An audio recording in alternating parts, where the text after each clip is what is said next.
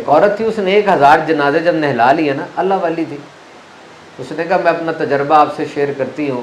اس سے پوچھا کیا بتاؤ؟ کہا میں نے 1000 عورتوں کو غسل دیا ہے، تو میں نے اپنی زندگی کو سبق بنایا ہے. اس نے کہا کیا سبق بنایا؟ کہا پہلا سبق تو یہ ہے کہ سن لو تمہارا کچھ بھی نہیں. کہا کیا مطلب؟ کہا کچھ بھی تمہارا نہیں، یہ سب کچھ چلا جائے گا. کہتا کیا مطلب؟ کہا جب ہم نہلا رہی ہوتی ہیں اس عورت کو، اگر ہمارے ہاتھ سے پھسل جائے نا، وہ نیچے بھی گر جاتی ہے، وہ اپنے آپ کو پکڑ ہی نہیں سکتی. نہ حسن تمہارا ہے، نہ پیسہ تمہارا ہے. کا دوسرا سبق یہ ہے کہ میں نے چھوٹی سی بچی کو بھی غسل دیا ہے اور بڑی 70 سال کی مائی کو بھی غسل دیا ہے. موت عمر نہیں دیکھتی. تیسرا سبق یہ ہے کہ تم یہ جو عورتیں نیل پالش وغیرہ لگا لیتی ہیں نا، جو اترتی نہیں ہے، یہ نہ کیا کرو. کیونکہ ہم جب غسل دے رہی ہیں نا مرتے ہوئے لاش کو، تو وہ اترتی نہیں ہے. ہم اس کو زیادہ اتارے تو ناخن ٹوٹنا شروع ہو جاتا ہے، جو کہ مناسب نہیں ہے. لیکن ہمیں پتہ چل جاتا ہے کہ اس کی پاکی ناپاکی کا مسئلہ بنا، قبر میں جاتے ہوئے مسئلہ بن گیا. غسل تو ضروری ہے.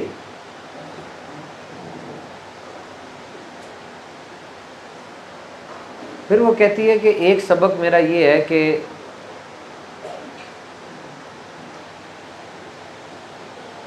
یہ جو ہم ساری زندگی کے جھگڑے دل میں رکھ لیتے ہیں نا، کینے، بغض، دشمنیاں، اور وہ گٹھری بڑی کر رہے ہوتے ہیں کہ آخر میں جا کے اتار دیں گے. کہا یہ نہ کرو، آخر کا پتہ کوئی نہیں ہے. یہ کینے، بغض، دشمنیاں یہ نہ رکھو. یہ موبائل دکھانا تھا. اس موبائل میں نا تصویریں بھی ہیں، ویڈیوز بھی ہیں، سارا کچھ ہے نا اس کے اندر، کانٹیکٹس بھی ہیں. رات کو میں اس کو بند کر دیتا ہوں، صبح اٹھ کے جب اس کو کھولتا ہوں نا، تو سب سے پہلے اس کا پرانا ڈیٹا اس کے اندر آتا ہے، جو پہلے آتا ہے نا، پہلی کی تصویریں. جس طرح آج رات کو یہ بھائی ہیں یہ تصویریں بنا رہے ہیں فنکشن کی، تو میں جب لاہور کل صبح انشاءاللہ پہنچ جاؤں گا تو یہ جب آن کروں گا تو پہلے پرانا ڈیٹا آئے گا، پھر نیا ڈیٹا بنے گا. اسی طریقے سے آپ بھی جب صبح اٹھتے ہیں نا، تو آپ کا پرانی دشمنیاں، پرانے سارے کینے وہ دماغ میں آتے ہیں نا، اس سے لڑا ہوا ہوں، وہ یہ ہے، وہ اس سے وہ ہے. پھر آج کے دن کا کام شروع ہوتا ہے. کوشش کر کے نا ان سب کو دھو دے، بڑا فائدہ ہوگا. آپ نا آزاد ہو جائیں گے، ریلیکس ہو جائیں گے. آپ سمجھتے ہیں معاف کر دینا اس کے لیے، یعنی اس نے میرے ساتھ زیادتی کی تو میں اس کو معاف کروں گا تو اس کو فائدہ ہوگا. اور نہیں، معاف کرنا آپ کے لیے، اس کے لیے نہیں ہے. مجھے پتا اس کی عادتیں ہو سکتا ہے اتنی زیادہ بگڑی ہوئی ہوں کہ وہ دوبارہ سانپ بن کے ڈس لے، اور لوگ ایسے ہوتے ہیں. لیکن آپ کے لیے معاف کرنا ہے تاکہ آپ ریلیز ہو جائے. کچھ لوگ کہتے ہیں ہمیں ہر بات منہ پہ کہنے کی عادت ہے، ہمارا دل بڑا صاف ہے. ایسی صفائی کا کیا فائدہ کہ جو دوسرے کے دل کو تباہ کر دے. آپ کو پتہ نہیں ہر بات کہنی ضروری نہیں ہوتی، بہت سی باتوں کا بوجھ اپنے کندھوں پہ رکھنا ہوتا ہے. اگر آپ نے اچھی زندگی گزارنی ہے، آپ کو اندھا، گونگا اور بہرا بن کے جینا پڑے گا. زندگی آسان کب ہوتی ہے؟ اس کو آسان بنانا پڑتا ہے، صبر کر کے، شکر کر کے، برداشت کر کے. میں نے کب کہا ہے سارے اچھے ہیں آپ برے ہیں؟ یہ نہیں میں کہہ رہا.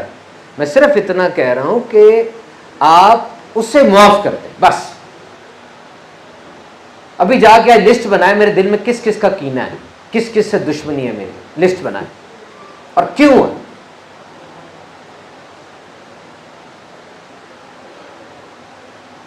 نبی پاک تشریف فرما تھے، اچانک نبی پاک نے فرمایا یہ دروازے سے بھی جنتی آئے گا، یہ جنتی ادھر سے آئے گا.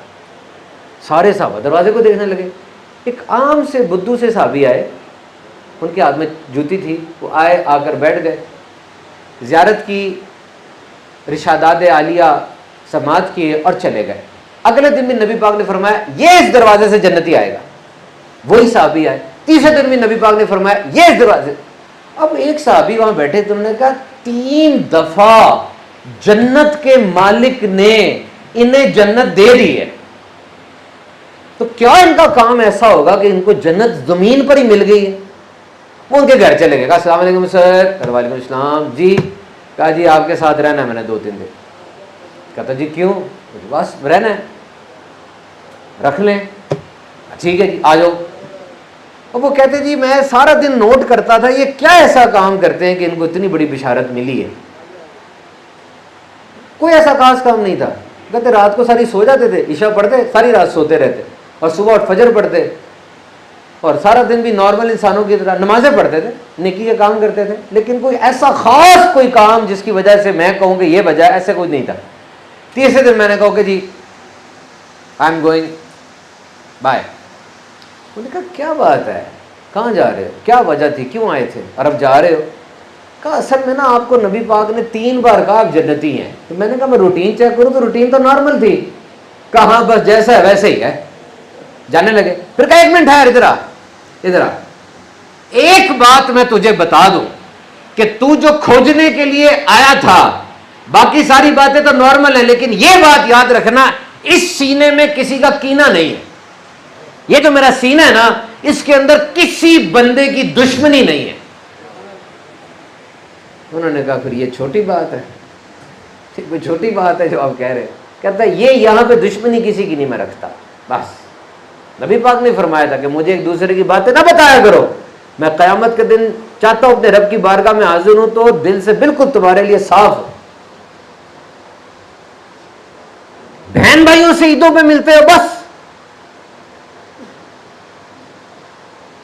पता कितना बड़ा रिश्ता होता है बहन भाई का? हमारे नजदीक 2 रिश्ते बड़े, माँ बाप और बच्चे, बस ये 2 रिश्ते हैं ना बड़े हैं। जब आप पैदा हुए थे माँ बाप थे, इधर सुन के जवाब दें, इधर मेरी तरफ देखें। जब आप पैदा हुए माँ बाप थे आपके बच्चे थे उस वक्त जब आप पैदा हुए? नहीं थे। माँ बाप थे, बच्चे नहीं थे। अच्छा, जब आप मर रहे होंगे उस वक्त माँ बाप होंगे? आमतौर पे नहीं होते, वो पहले मर चुके होते हैं। जिस तरह मेरे वाले सब जा चुके दुनिया से। जब इंसान मर रहा होता है उस वक्त माँ बाप नहीं होते, लेकिन बच्चे आमतौर पे होते हैं। यानी जब आप पैदा हुए माँ बाप थे, बच्चे नहीं थे। जब मरेंगे बच्चे होंगे, माँ बाप नहीं होंगे। इतने अहम तरीन रिश्ते भी जिंदगी के एक चैप्टर में थे, एक चैप्टर में नहीं थे। लेकिन वो कौन है जो शुरू से आखिर तक था? आमतौर पे कोई ना कोई बहन भाई होता है। जब आप पैदा हुए बड़ी बहन थी और जब मर रहे होंगे एक छोटा भाई जिंदा होगा। खानदान में, ये जुमला मेरा सुनना, मुझे तो बड़ा अटैक किया था ये, गौर से सुनना।